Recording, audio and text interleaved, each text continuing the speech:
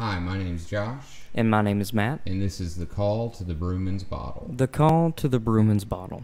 So, this is episode 1, guys, and we're inviting you in on the conversation. We just wanted to jump right in and get started. We're really new to all the mics and audio software and everything, so mistakes will be made, but we just wanted to start it up and have the conversation. So, we're going to start everything off with some talk about video games. I'm personally starting to really get involved with a old school EverQuest emulator server called Project 1999. What about you, Matt? What's your current video game interests? Current would probably have to be two new MOBAs that I've touched on, Heroes of the Storm and Infinity Crisis. One involves superheroes and the other involves, well, let's just say Blizzard characters. Mm-hmm. Infinite Crisis was okay, but being somebody that, I mean, I've been playing MOBAs a little bit, but not a whole lot. I'd have to say of the ones that I have played, it didn't feel real smooth, but man, was it cool to see all the different character models and abilities and stuff that they have. I really like how Heroes of the Storm is set up, how you don't have to buy items. I don't know about you guys, but going back to base and not having to buy anything and just focusing on getting your mana and health back is relieving, to say the least. Yeah, I really don't like disconnecting from the fight in a MOBA, which Heroes of the Storm is really the game that allowed me to discover that. Even though it's only in beta and things are subject to change, the thing that really got me was the fact that once I started playing, I was in the fight in that game. You know what I mean? And not to mention the fact that the characters are easy to unlock. The matches are extremely quick. I mean, if you guys have ever played League or Dota before, we're looking at a 30 to an hour and a half match, where Heroes of the Storm, you're touching on sometimes as low as 10 up to maybe 30. Oh yeah, man. If you're mopping people up, man, I've done 15-minute games, but really they mix it up so much. Not only with how quickly you get in the new game, but each new game is different almost every time because of how many different game modes that they have instead of just the tower defense. We're going to play a MOBA and go at each other, you know? Yeah, exactly. They've got these game modes where you're diving into different parts of your map, you know, different parts of the map may be more important. I've seen maps where I've spent most of my time in the jungle on characters. Yeah, every map is like different. Characters.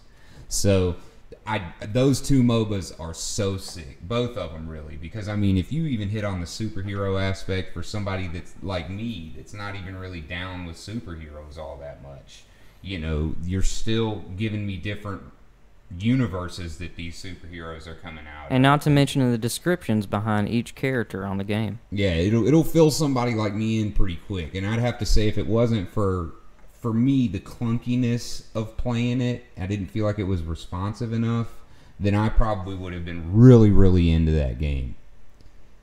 What other games are you playing, man? I've actually touched on Evolve a lot. Man. Evolve was massively awesome.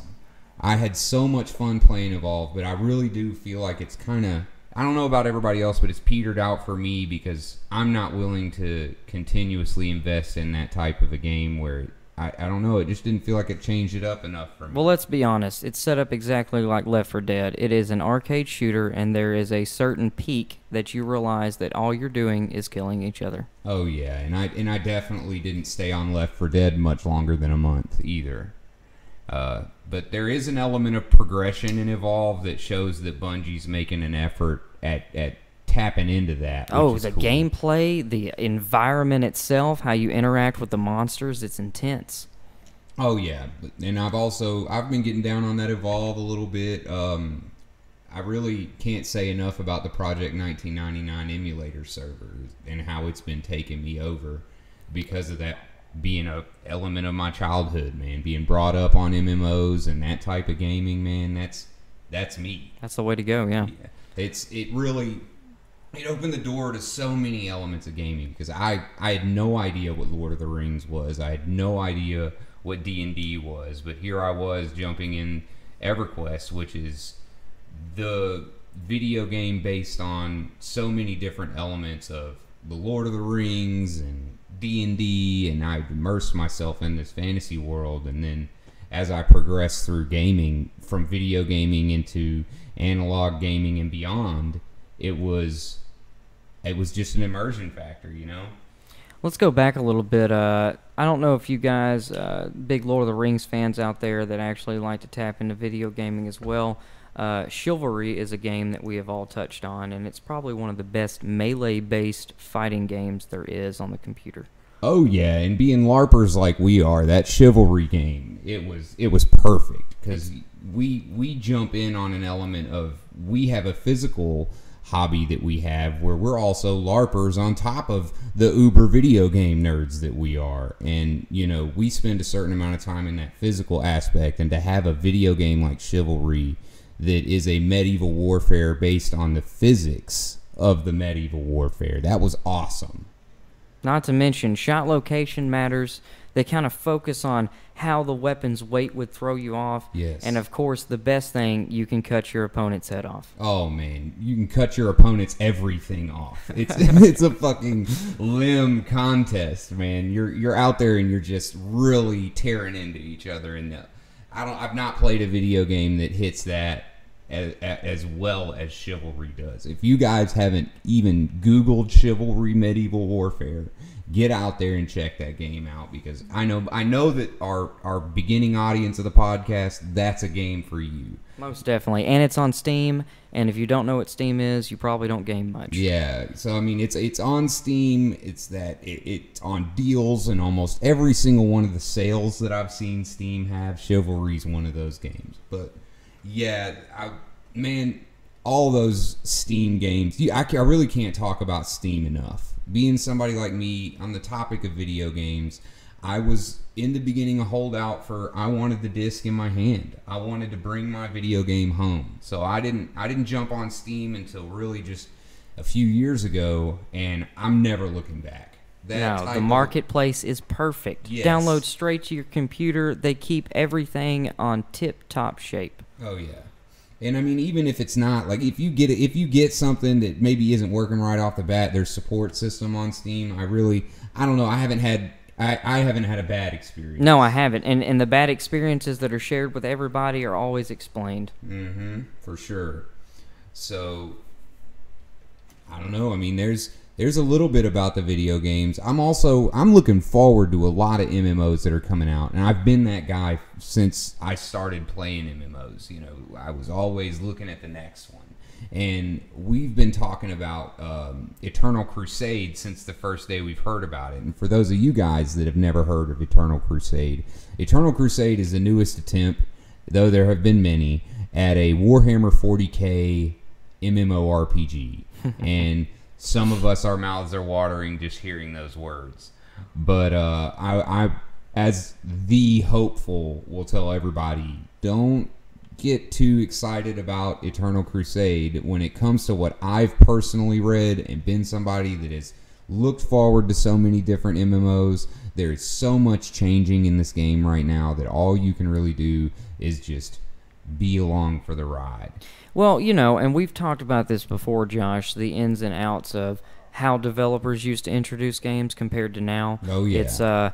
It's almost backbreaking on the fact that now a lot of people will get a negative input or a negative output when it comes to early base games. And we're looking at developers that are actually just talking about the game. They're talking about the frame of it itself. Right. Used to, back in the day, we had people that say, well, this game's going to come out here. Here's a picture of it, and this is the style of game it is. And you didn't get anything else until the game was released, right. which was really different when it came to the anticipation itself. Oh yeah, it was. I mean, for me, I noticed the biggest difference when betas started becoming something that more and more people knew about. Now, I'm not trying to undersell the importance of a beta, but when you bring the public in the, I guess, not quite dry Play-Doh aspect of your game, where you're not really sure what you are or not going to change, especially in the really early alphas and maybe the earlier on betas that you could get on, that was just, you know, that they were promising so much, and they would sit there and they'd say, we want you to come in now and we want you to help. And it's like, well, my input is on what you're giving me, and if you're only giving me a certain piece of what you've got, or a certain little part. And I can only guess. Yeah, you're the only rest, promising me right, so much. right. You're going to build me up, and you're going to drop me down. Mm-hmm.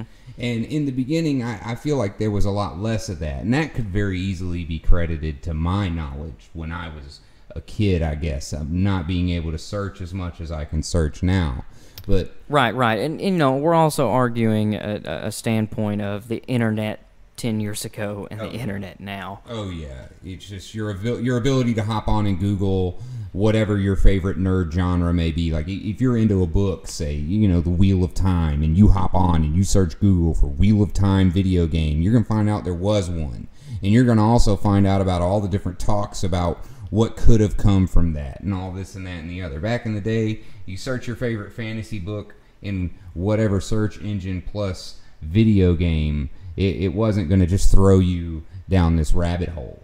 Right. Know? But not to say that they're promising any Wheel of Time video game. No. Let's keep it on the books. The books are good enough. So. Yeah, but you know, that was what, you know, we had back in the day. Is you just had the developers coming out and saying, you know, look at this awesome thing that we have. The best example I can give you was waiting on Star Wars Galaxies. Oh man, I didn't have a whole bunch of information on it back then. I didn't really know what I was looking forward to, but I knew I was looking forward to a Star Wars MMO. And when you think Star Wars MMO, you think Universe MMO, right? Oh yeah, immediately, you know, my brain was allowed to wander. And then the little bits that they would release about Star Wars Galaxies ended up being something that, you know, only spurred that on in me, but they weren't giving me so much detail that I knew what I wanted when the game came out.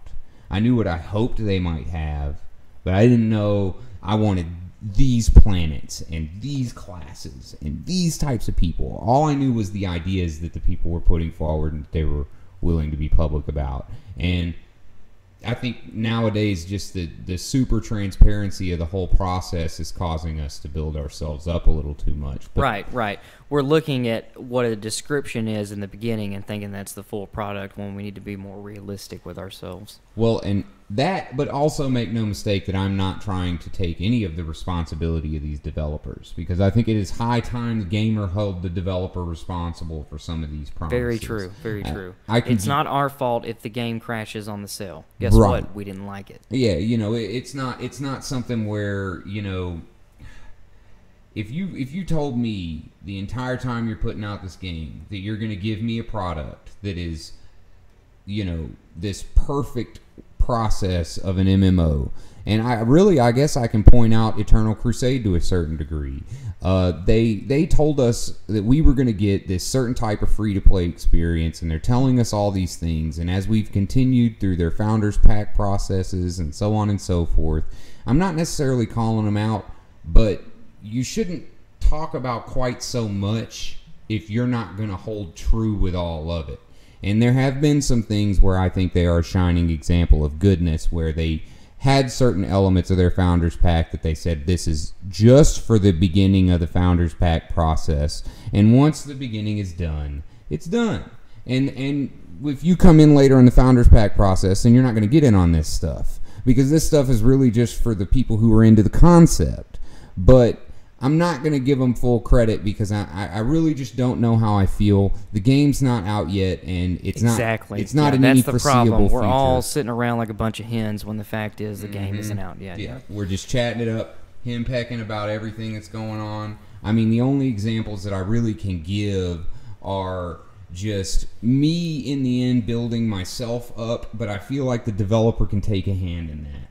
They can take a hand in saying, we're not going to tease so much. Right. But, I mean, hey, look at this pretty game we got. Look at this pretty game we got. Look at this pretty game. Well, the game isn't pretty anymore the 30th time that you've put it out. All right? Just tell us about it, and whenever you make a major change, that's all we need to know. Yeah, I think that's definitely a good point. So let's move on to tabletops. Me and Josh, our other roommate Cody, likes to play D&D 5.0. We've moved from 4.0 from about a year and a half ago. We were kind of not happy with 4.0 in the fact that it was more of an action movie, and since we're old school gamers, we came from a time where the rule book was very lengthy and you needed to be on your shit Definitely.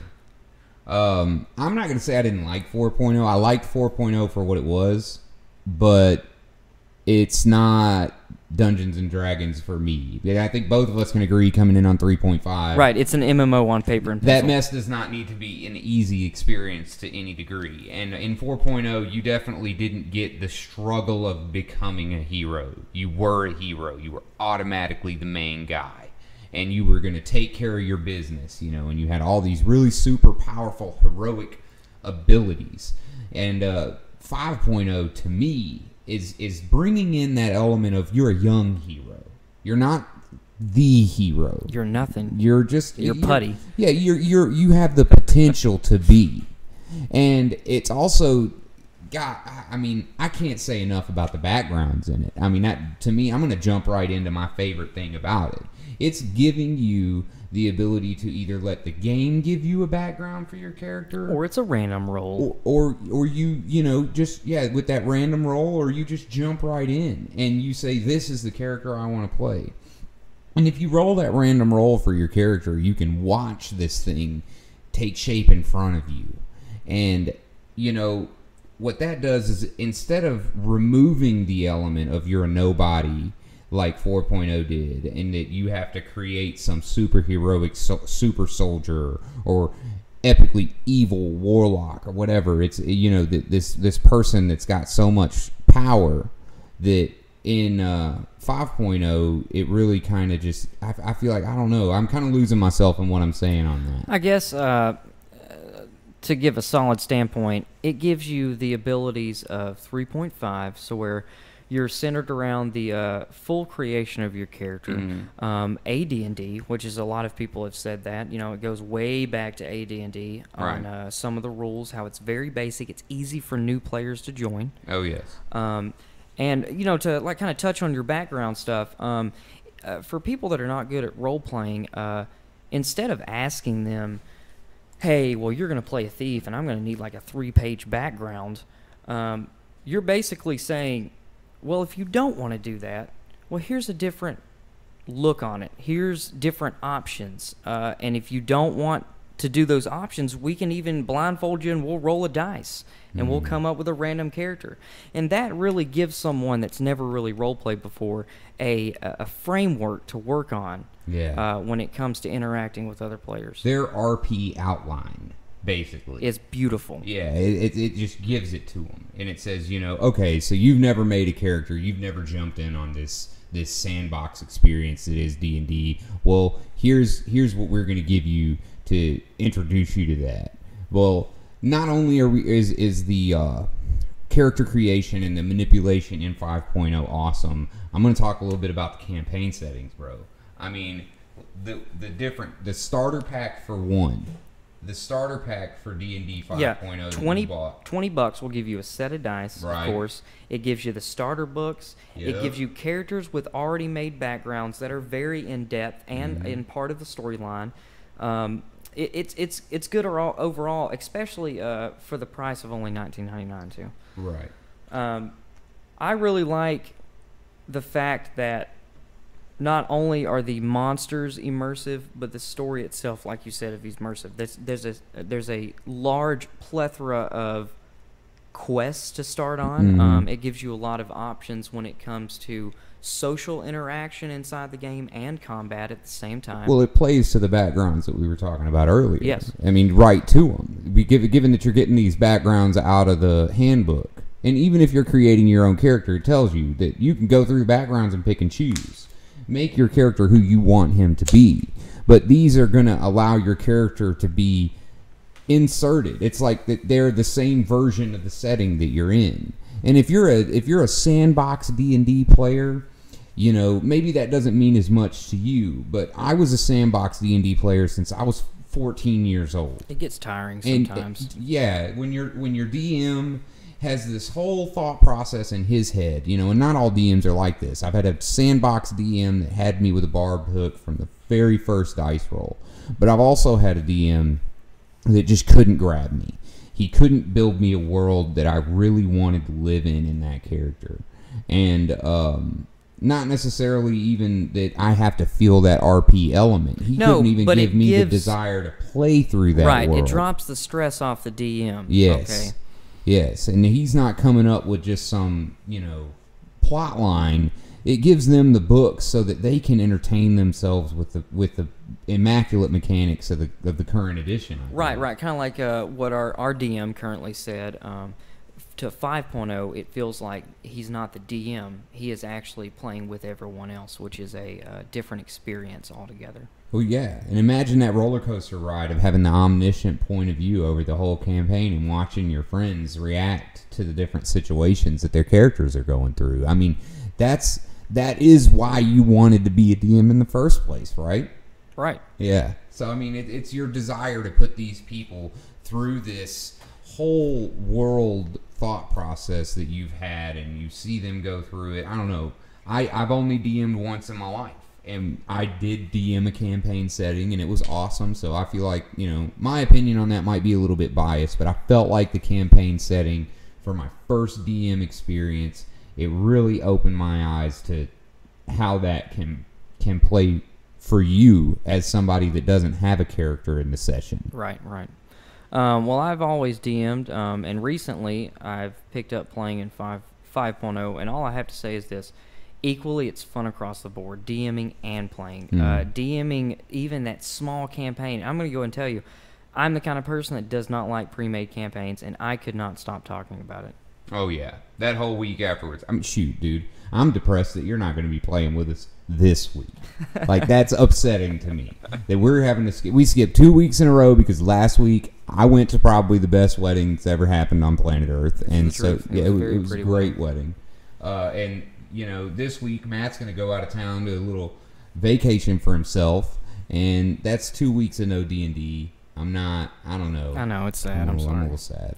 we can leave D&D behind on the absence of Matt. Speaking of D&D, me and Josh were talking last night, and we've noticed that a lot of tech has touched the tabletop. Oh, man. In our generation, at least recently in the past 4 or 5 years. Oh, yeah, like the dream tables, man. I don't know what I would do to get my hands on one of these LCD game tables that they've got out right now with all these sensors on them, but it wouldn't be discussed in polite conversation, that's for damn sure. All right, I've seen the last one that I saw was this guy had basically taken a wooden table and cut out this part in the middle that was his space, and then it had all this wood space around it that was maybe I'll post a link to the YouTube video when we get this episode posted, but it's this table where he's got like a Wiimote above it, and he's got these little sensor things that he puts on in front of an LCD TV, and there's like 2 or 3 computers all running different apps so that he's not lagging a lot of what's going on, and constantly switching maps effortlessly. Yeah, and he's even got this deal where he ran surround sound. I mean, this was the uber nerd. Wow. This was the man. I'm gonna have to check that out. But he had surround sound running, and this D&D campaign soundboard, basically, where he was playing music for caves. That was the drip, drip, drop of the cave, Oh yeah, musical effects, right? It was sick. It was really, really sick. So these gaming tables that are coming out right now, I'm really having my mind blown. Not only about that, but about the different ways that they've streamlined, like characterization, character sheets, virtual character sheets. The virtual character sheet is what I'm talking about. That virtual character sheet where they place their little sensor module on top of their character that's on the screen, and it brings up basically like touchscreen menus, whereas they can dial in their little deal where they can find out their attack, their AC, how much HP they might have at the time or whatever. So if it's your turn and you've placed your sensor module on the thing and you drag it over to the side to open up the menus, you don't even really... I wouldn't say it eliminates the need of a character sheet. I think you always need your character sheet. No, I agree. Physical copy, I think that's the tried and true, like old in us, is keeping the physical copy. But it is cool for the DM to be able to say, hey man, I forgot your skill set. Oh, it's cool. I'll send it to you right now. Right. And it's there on your phone, or maybe it's there on your tablet in 5 seconds. Oh yeah, and that's a tablet. So that's the copy. You're still going to need your write up. Right. But when you enter it in on these tables, say, like us, we have campaigns that last months at a time, and I mean, I don't really know anybody that plays D&D that doesn't. The D&D is a social activity between me and my friends. So we'll get together and we'll have campaigns that go on for months at a time. Well, wouldn't it be great that I have my character sheet saved on the table? It's just right there. So moving on from the gaming aspect of things, I think we've spent a really healthy little bit of time on the types of gaming that we might talk about a little bit more in detail about the particular ones that hold our attention. We'll continue to tell you guys about our session and about whatever gaming might be going on. And, I invite you guys to even, if you want to come in on Project 1999, I'll talk a little bit more about that if you're interested in actually getting online, give us a little feedback on that kind of thing. But we're going to move on from that uber nerd gaming aspect to some other things. So. Like Game of Thrones. Oh man, maybe we're not moving off from the uber nerd. So we, as Matt and myself, well, my entire house really. I think Cody missed 2 episodes, and some of our neighbors. Yeah, that come over. We have watched every single episode the night it came out from Game of Thrones, and I think we were even looking forward to some previews before then, like about this random TV show that was going to come on HBO. Yeah. That was really, I don't know. I think yesterday I looked at something online. I can't remember where it was. I think it was on reading on New York Times, but they were talking about Game of Thrones and the mention that now, since the last episode, everyone that has watched Game of Thrones has watched the intro played for an hour long straight. What? And remember, the intro is only about a minute and something long. Okay, so now everyone that's seen every episode of Game of Thrones has watched that intro for an entire episode? Correct. Oh, Jesus. That's a lot of wasted time, but man, is that a good intro to be watching for an hour, dude. So, Josh, I know that you've read every single book that's been released, so why don't you go ahead and tell us real quick about how you feel about the last episode that was just on TV. Well, I'm going to dive in on this last episode, so we're going to go ahead and shout spoilers for anybody that hasn't seen it. Spoilers! But we're not trying to ruin it for you, so cut this mess off if you're not trying to hear this. But this past episode, man, I feel like it's kind of, for us book junkies, it's a bittersweet deal, because we expect so much, and I really feel like they gave it to me. But I mean, me, I'm a stickler for detail, and there are just some small things about the show in this next season that are going to they're going to irk me a little bit, and it's irked me from the beginning. But I'll say that this past episode is exemplary in giving you the feel of Westeros right now. I mean, the feel like some of your favorite characters are abandoning ship with Varys. It's got that very fallen apart feeling to it. Yes, the book, it has been giving you this for a little while, and now the TV show is letting you into Westeros has been falling apart since before you were being told the story of Westeros, and so all these different characters that are pushing and pulling for their place on the sinking ship has been going on for a while. But I feel like that this last episode and this next season is really going to communicate that. But it's also going to bring you in, at least with the TV show. The books did it way better, but it's going to bring you in on the other side of the world even more. And I mean the other side of the world compared to Westeros. Right, like kind of what you were talking about last night, how farther west you go, it actually looks more barbaric and broken down, and the farther east you go, it's more expensive and maybe a longer and tried and true tradition itself. Yeah, much like, I guess here in the West, in the real world, a lot of times we look at Eastern culture as something that's really foreign. And it's kind of, well, why would they be that way? And I find it interesting because of those things that these people are different.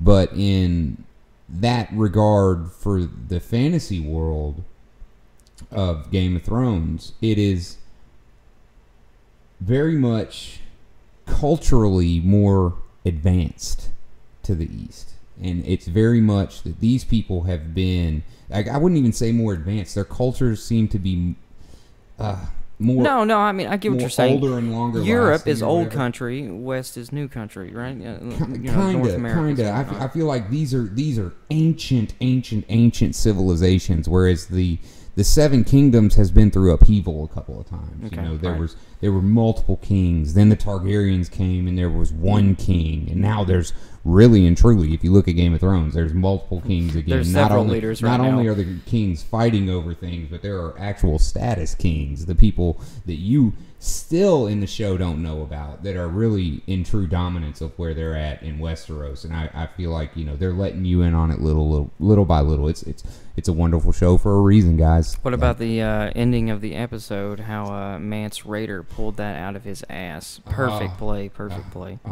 Yeah, I enjoyed the whole deal with Mance Rayder and Jon Snow and the whole getting shot in the heart. That's fun. That's really, really fun. I'd have to admit I don't remember if that's exactly how it went in the books or not. I'd like to say it is because of how much I enjoyed watching it, but I really don't know. In the moment right now, I have no idea if that's the truth behind it or not. But it really does give you a sense of what was going down there. For some reason, I want to say that didn't.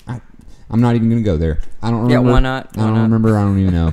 I liked it. It was great. I have read the books. This is actually, the 5th book is the one that I did not finish. So it could be that I don't feel like I know because I don't know. And I'm so excited for that because I don't usually get spoiled over stuff. I usually just tell Josh to ruin it for me or whatever you call it, because you can't really ruin a story for me. I usually read the end of the book before I actually read the beginning. So when Josh told me a couple weeks back, hey man, just to let you know, I don't know the ending to this season, I was extremely amped because we're actually going to be on the same level of Ooze and Oz. Well, I feel like he's watering that down. This guy has begged me to ruin every season of Game of Thrones, at least 3 episodes in. He's like, all right, dude, just tell me what happens.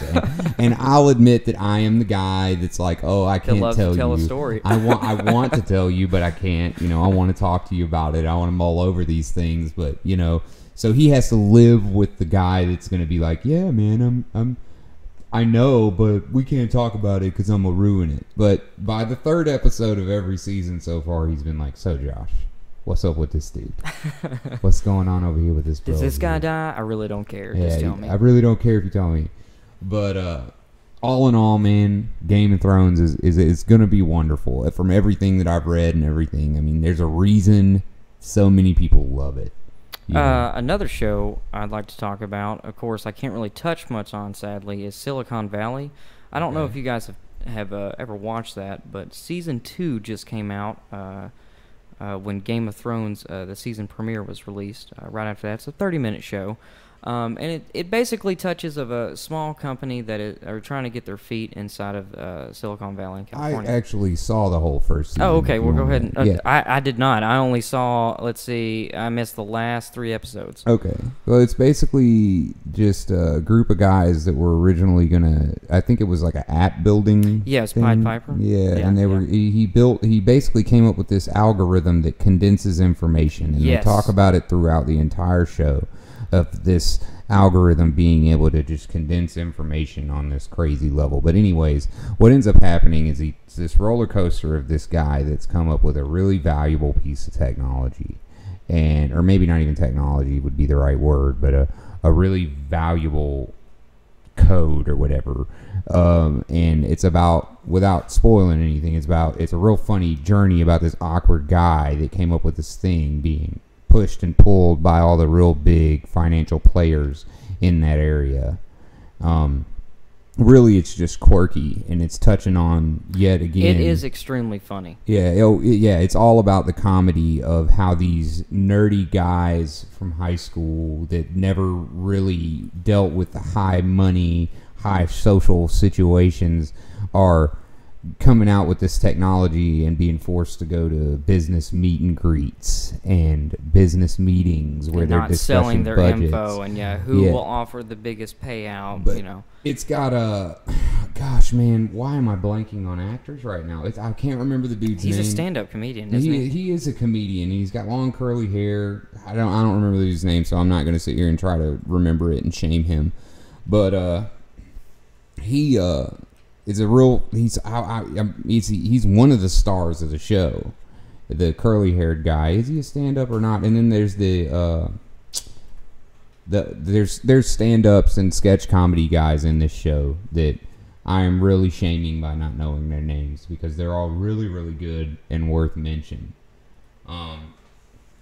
But it's more just about, I think that it's addressing the idea that nerds are becoming mainstream. That nerd culture and the mainstream and pop culture are all going to be the same thing. And if they're not already the same thing, I mean, shoot, look at HBO's current lineup right now, which is worthy of praise, in my opinion, or anybody. His name is T.J. Miller, Josh. Okay, T.J. Miller, for sure. And, was I wrong? Is he stand up? What is he? Is he like a sketch comedian or something? I thought he was a stand-up. But anyways, I really think he's he does in Cloverfield, How to Train Your Dragon, Yeah. Big Hero 6, How to Train Your Dragon 2. Yeah, I just really think it's worthy of note that he's doing a really good job in this show, regardless of our knowledge of what his profession is or is not. So apparently he's an actor. He's an actor. He's not any of these things that we said he was. Let's just go ahead and search his name real quick. Let's see.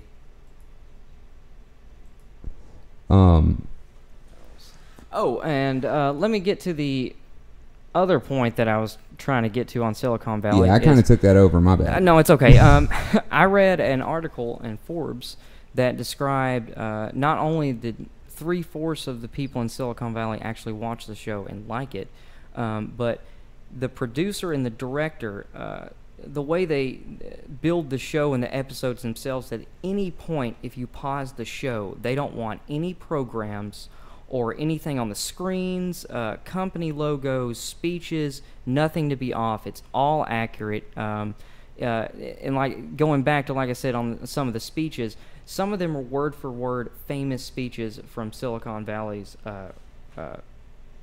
So all that stuff's real. Like they're real companies? It's not that they're real companies as much as... Oh, they're accurate. Like it's accurate. That type of thing Yes, that's going on. Okay. And some of the people that are mentioned, or what am I trying to say? Some of the people that are repped on there are real people. Okay, so and like there's the proxies. Things. There are proxies of real people on that correct, show. Yeah, right. Okay, so they're not naming names on some... Sometimes they do, sometimes they don't. Okay. I know that, of course, Cody, our roommate, would know better on this, but I think that there are actual people from Silicon Valley that are going to come onto the show later in the season.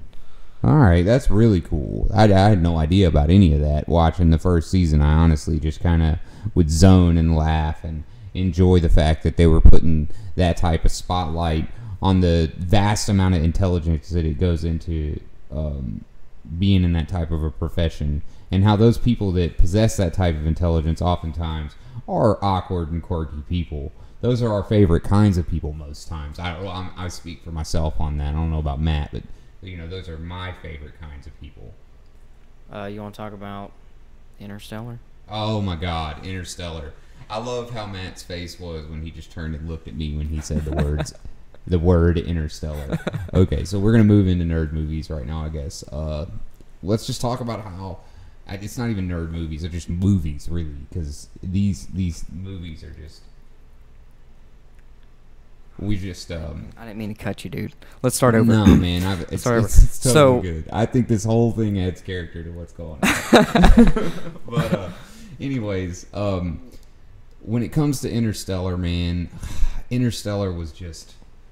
It was our generation sci-fi, by God, because we've got Star Trek, which is just the super tech version of future fantasy. Yeah, like after we get past the bad stuff. Yeah. You know, it's that really just once we figure out how to solve all our problems with technology, this is what we're going to do. And I feel like, you know, Interstellar is really like on the day that we participate with quantum physics with our space travel, that we're utilizing wormholes, if that's even possible, or the day that we do go and experience what it's like to be close to a black hole, you know, with Matthew McConaughey. With my fucking Matthew McConaughey. I mean, for serious. And I'm going to tell you right now, Matthew McConaughey hit that home run. Oh man, that was amazing. Straight out of the park. But I just feel like that's our quantum sci-fi now. And of all the things that I love to talk about, which I have no business discussing quantum physics with anybody, but I do enjoy doing it. And for them to actually give you a 3-hour visual of what that would be like. Yeah, I mean, for how accurate it may or may not visual have been, string theory. To put it on my thought process, on my level, so that I could at least feel like I understood what was going on and that I was taking part in this awesome experience of the movie. And not even to mention the storytelling elements, that these people's ability to transfer emotion is off the charts. And I mean, I'm a crier. Love can be quantified, Josh. I'm going to tell you right now, I'm a crier. I'm a crier at all kinds of movies. I mean, the first movie I remember crying to is Apollo 13. Oh, man. And that's another space movie, too, it's right? It's a space movie, bro. Because you're alone. You're alone in space. So, you know, this movie, I remember, I have to say, when he was sitting down and he was catching up on some of the... spoilers, guys. We're going to do it. You should have seen the movie by now. Sit down for 3 hours and watch this awesome movie. But when he's sitting down and he's recuperating and he's watching the videos that his family had sent him, and he had been gone for years because of his proximity to a black hole on the planet that he was on, and it had aged him a certain amount compared to the people back where he was from. Theory of relativity stuff that if I tried to explain to you, I'd make myself sound even more dumb. Gravity affects time. Whatever. Yeah. But anyways, so, you know, he's sitting there and he's watching this video, and you can see in the beginning he's excited. He's excited to see what they have to say about him or to him. And by the end of it, he's devastated with what he's done to these people. Or not even with what he's done to them, but with what he has had to do and how it has affected them. How you cannot describe to your own daughter that I won't see you till you're about 90. Well, he didn't know that either. But, you know, it's just one of those things where you just think about, I don't know, when I watch a movie, I feel like if they can bridge that gap to me with the score, with the setting and the camera angle, the lighting, the things leading up to that experience, that transfer of emotion is very, very important. And it's there. It's there in that movie. Yeah, one misstep and you miss it. But these guys hit every step. And even some steps, I didn't even know they were going to be there. Like, I didn't even know that I was going to feel so intently about some of these people that in the beginning, or at least at certain parts in the movie, they don't really seem like they might be that important. Like the... You mean all the subtleties of the books and the dust and... Well, not more so about the other people that, like, the other doctor that's on there, the black fellow that has to stay back on the space station. I don't remember what his name was. I don't remember a single name from these movies. Years? Yeah, he aged like 50 years. No. It wasn't... Yeah, it was... Yeah, it was you're a lot. right. I guess it was like 20 or 30 years. He aged a lot. And, you know, with him being stuck back, you know, you didn't really think that he was going to be that big of a character going through. And then when he is that old man that has waited on these people. And he said sometimes times were hard. Yeah. You know? Yeah. She's just alone for years at an end, and he has to think that they're only going to be down there for minutes. Yeah. In the end, Interstellar movie transfers emotion. Sci-fi fix, everything you'd really want, in my opinion, about a good space movie. I mean, it's our Fifth Element. Yeah, well, the Fifth Element is my Fifth Element, bro. Okay, whoa. I've already said that they're both at the same point, dude. One is not greater than the other at this point. No. Except for that, man. Nope. That's all you're doing. I can't even do it. That's all on me. So, what about the new Hobbit movie, man? I've got a lot of opinions about the last Hobbit movie. Well, I mean, I knew that Peter Jackson was going to chop it up. He was not going to get it exactly as Tolkien wanted. But when it comes to the movie, man, he delivered it great. There were some things he had to change, and I really didn't. It didn't bother me. When it comes to opinions on the movies, I loved the Hobbit book. I haven't read it since I was 10, but it was good when I read it then, and the movies were great. So, well, I did enjoy the movies as movies, but I'd have to say that some of the things that they added, man, it wasn't necessary. And it really kind of derails a little bit of continuity for me. One of the ones that I'll point out, everybody's going to, Josh is pointing out that the girl elf, and there's never a girl elf. No, I got a reason to point out the girl elf. Okay, because she's not in the book. Well, she's not in the book, but if they're going to add her, cool. She's a good plot element. Hey, I get it, and she's going to bring that book to the modern stage for the movie. I'm willing to submit that. But it was posed to me by the biggest Lord of the Rings fan that I know that Legolas was very obviously in love with her. Okay? Mm-hmm. And if he was in love with her, there are a lot of things moving forward into Lord of the Rings that wouldn't have happened unless she dies. So the fact that she doesn't die, why does Legolas so basically go off to you would want her? You would want her to die on screen. I would want to know that she's not there anymore, because I don't want to look at Legolas as somebody that maybe later on in life turned his back on his love for any reason. And knowing who Legolas is as a character, if he was in love with another elf in Mirkwood and being sent off somewhere, it wouldn't have been someone you didn't hear about, or that Legolas never made any reference to having a love back home. And Legolas would definitely not go off on adventures with some random dwarf later on like he does with Gimli in the stories afterward. If there was an elf back home, why would he even give the dwarf a second chance if the first time a dwarf snatched his love away? Right, and Legolas, a dwarf becomes his best boy. And, I get that Legolas is a good person and can change later on. But what gets me is that they had that girl. She was great, in my opinion. At the first time I saw her, I was so upset. That's a character that's not real. But they could have done better with her if they had to have her, is what I'm saying. Yeah, and the love interest with what's his name? Feely or Keely? Yeah. One of the two. It was bad acting. It was just like, my dwarven home, my elvish home. Let's relate. It was hard. It was hard for me to see because of my knowledge of things like D&D and how elves feel about dwarves.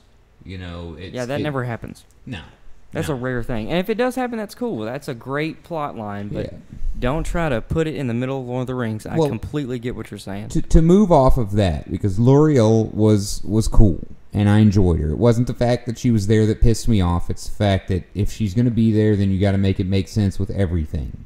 And it just didn't. It could have fit with everything, but they just didn't do it for whatever reason. The one other thing that I'll reference yet again, credit to the biggest Lord of the Rings fan in the world, my boy Dustin. He told me another thing about the funeral of Thorin. Thorin is buried with the Arkenstone. Right. It's closure for the entire story that the madness... Dustin is such a smart man. The madness caused by the Arkenstone. Yes, when it comes to Lord of the Rings, Dustin...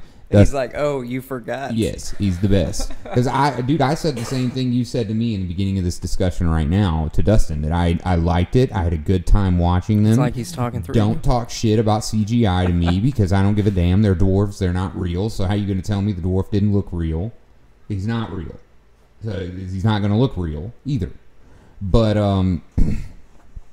the fact that the funeral of Thorin wasn't necessarily accurate when it came to him being buried with the Ark and the Stone, and they didn't necessarily go in and tell you about the fact that Thorin and his bloodline didn't take over the Lonely Mountain in the end. Dane did. They don't even tell you that. They don't even tell you that Dane is the king under the mountain at the end of it. The dwarf that comes in and cracks skulls. The one with the boar? Yeah. The one on the boar. Yeah. He takes over everything at the end because Thorin is dead. And the Arkenstone is buried. And the curse that caused all of this to begin with, well, other than the fact that Smaug is dead, is buried with Thorin. Right. But all of that aside, one more thing is that orcs can dig their own tunnels. They don't need giant worms. All right? That's known. This is known. In fact, orcs would probably eat the giant worm. So they Peter wouldn't Jackson ride it. was like, okay, it's the end of the movie. Yeah, we got to add more monsters. Dude, I don't know where that came from. Maybe he read a part of the Silmarillion that I haven't heard about. Okay, yeah, and that would make sense. Maybe Peter Jackson has the one up on us. Yeah, you know? maybe he does, dude. Because I mean, I'm not gonna say that's not possible, but it was a little bit of a farce to me. But aside from all of those things, I enjoyed it. I will watch these movies with my children, and I will enjoy it over and over and over again. Over and over and over again. Yeah. But I'll do the same thing my dad did to me, and you got to read the book before I'll let you watch the movie. Agreed. And for no other reason than there are elements of sitting down and forcing yourself through that type of a over-detailed fantasy book that I think you need in life. Your ability to sit down and say, I need to learn about something in excruciating detail, and I need to go through it. And maybe it won't have the same impact on them that it had on me. No, but that's the beautiful part in the end. But it'll be for them, and if they can come to me and say they didn't like it, just like I did with the Two Towers and my dad. And I came to him and said, "This book sucked. I did not enjoy it." That's so weird because I said the same thing. Yeah, exactly. Because the Two Towers does in fact suck. Exactly. It's not my favorite of it all, but without it, there is no trilogy. There is no Lord of the Rings, and you so need some of that info, man. You need some of that boring feeling. Yeah. So there's that on that Lord of the Rings Hobbit thing, man. We can talk about that. That'll have to come up again later, dude, because I can go on. Lord of the Rings will always come up. Let me tell you about some Children of Hurin sometime, dude. That. One of the best presents I ever got for you for Christmas. For sure, dude. If nobody on this podcast has ever read The Children of Hurin, get out there, buy yourself a little paperback copy, and treat yourself. You will enjoy it. You will, especially if you're a Lord of the Rings fan, completely. Yeah. It just gives you an element of the Tolkien thought process that's not been delivered. It's a tragedy, and I wouldn't say that the epic of the Lord of the Rings or the prologue to the epic of the Lord of the Rings and the Hobbit are tragedies.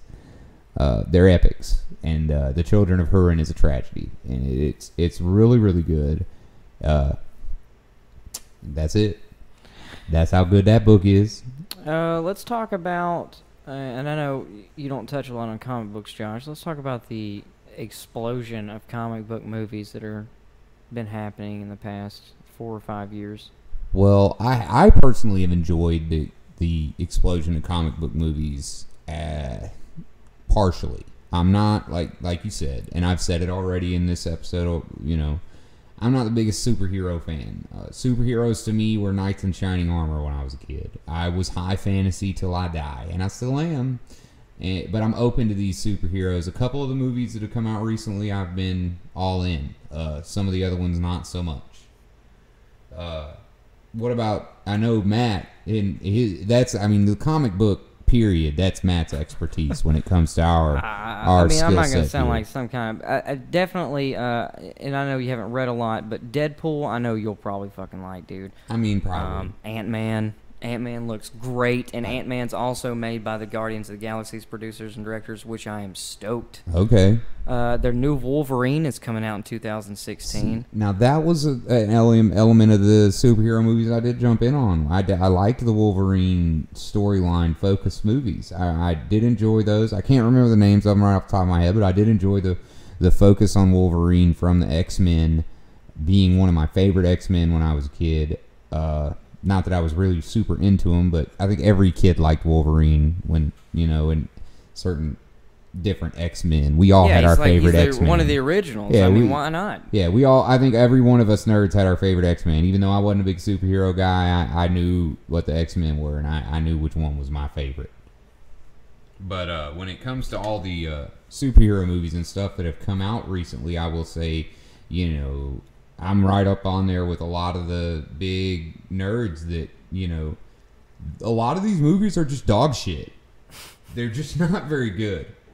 And I will say that okay, all right, we're gonna start hurting people's feelings. I'm not the Thor calling movies, any movie they out. suck. No, I will. The Thor out. movies, I'm good on that. Maybe the second one, but the first one they could have done so much better. I didn't see a single Thor movie. They at all. were trying to bank on Anthony Hopkins being in there. You can tell me something otherwise, but that is the truth. Anthony Hopkins. So that's the long-haired blonde guy in Thor. Is that his name, Anthony Hopkins, or am I hearing you wrong? Are you talking about the Thor movie? No, Anthony Hopkins is the guy that played Hannibal and Hannibal Lecter in Silence of the Lambs. No, he played Odin. Which was Thor's dad in that. Oh, okay. See, like I said, I didn't see any of those movies. So the second one was pretty okay. Loki ended up being, the main heartthrob or whatever, but I think they sucked overall. I think they could have done way better on the Fantastic Four movies. Oh God, yes. They were terrible. I hated the Fantastic Four movies. I'm gonna go ahead and come out and say that I really had trouble jumping on board with the Avengers, but I don't know where that came from. Like, that's associated to the Fantastic Four, because it's not. But I was still, not it's that group superhero. I was gonna say, when it comes to the superhero groups, I'm an X-Men guy. X-Men is that's my shit. If we're gonna have a superhero group, otherwise I don't really know what I'm talking about. But I did not enjoy the Fantastic Four for the simple fact that I really just kind of felt like that was one of those gimmicky hero movies. Let's make a hero movie where we're gonna show how their superpowers affected their real life, and then we're going to go show them fighting the villain. Villain fights over, everything's good, end movie. Yeah. I wasn't a big fan of that. That's why, if I'm going to say it was very movie. If there's any of these superhero movies that I did really, really enjoy, it would be the Captain America's, because I feel like they're giving us story. Not only are they giving us story, but that story goes into some of the things that I was taught about in school, when it's like a World War II, Nazi Germany, secret conspiracy. That's things I already know about. Yeah, the occult and whatnot. So it's jumping in on some things that can hit with people who aren't necessarily superhero fans. But then again, Captain America of course it's going to hit with a red, white, and blue-blooded American like myself. So, it's gonna be one of the ones I can jump on with. But continue on your superhero movie. So I'm just over here berating them. But when it comes to the Age of Ultron movie, that's going to be good. I wasn't a big fan of the Iron Man series because they could have focused more on Tony Stark's problems they had in his real life, instead of just being this catchy Robert Downey Jr. actor, which that was the perfect person to pick for Tony Stark. I just think they could have just gave it a little more value. Whiplash, they could have done better with Whiplash, of course. And that's about it on that. I don't really have any other opinions. I'm really happy with all of the superhero movies that have been coming out since Days of Future Past, X-Men. That was really good. Okay. I really liked Guardians of the Galaxy. Of course, you went and saw Guardians of the Galaxy. I love Guardians of the Galaxy. Amazing Galaxy. job on that. Dude, that is my kind of superhero movie right there. Like, sci-fi, Cowboys and the Stars kind of deal. Mm-hmm. I really like that. Acting was on point. Mm-hmm. Of course, the visuals, the later we get in our years, the visuals are always going to get better, so. Oh, yeah. And, I can't wait for the day that people are turning around and looking at Guardians of the Galaxy and being like, I can't believe we didn't see how fake that looked. Look at all that visual, sorry, not visual, virtual bullcrap that's all over the screen. Yeah. Well, guys, I think it's about time. We're approaching an hour right now that we're going to wrap this thing up. That's episode 1 in the books. The first thing I'd like to really say to everybody at the end of episode 1 is that we really came up with an extensive outline for this first episode, and there are a few topics that we didn't necessarily touch on that we're going to touch on later on in future episodes of the Call to the Ruins Bottle. So when you come back, know that it is two nerds really coming together and putting their heads together about some stuff, but that the content is always going to be a living and breathing thing.